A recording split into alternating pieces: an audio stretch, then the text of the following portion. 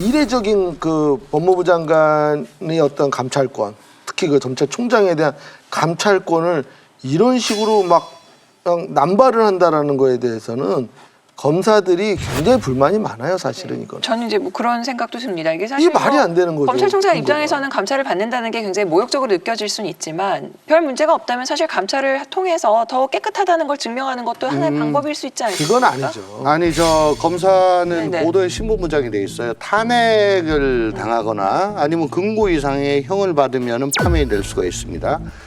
그거 말고는 징계 처분에 의해 가지고 해임하는 경우가 유일해요.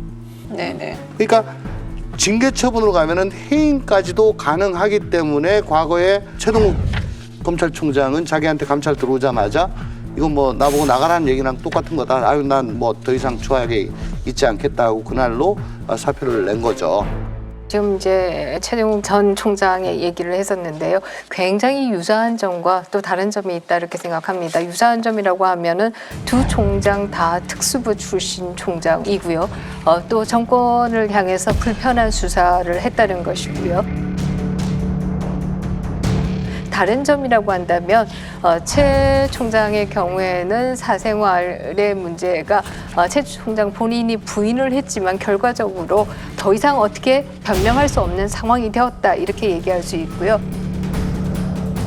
그에 반해서 윤석열 총장의 경우에는 중앙지검에서의 처리가 그것이 부장의 전결이었다라고 하는 것을 그 당시에 수사했던 그 부장이 이 플러스에 글을 아주 명백하게 써올린 것도 있고요. 당시 사건을 수사지휘했던 김유철 원주지청장은 검찰 내부망에 글을 올려 법무부와 여당의 의혹 제기는 사실 무근이라고 반박했습니다.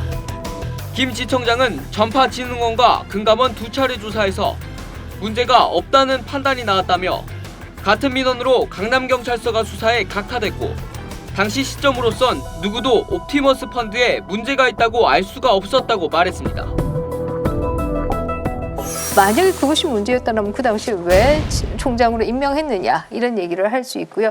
그래서 유사한 점도 있지만 매우 다른 점이라고 한다면 이것이 윤석열 총장한테 뭐 불리한 일이 되지는 않을 것이다 라고 생각합니다.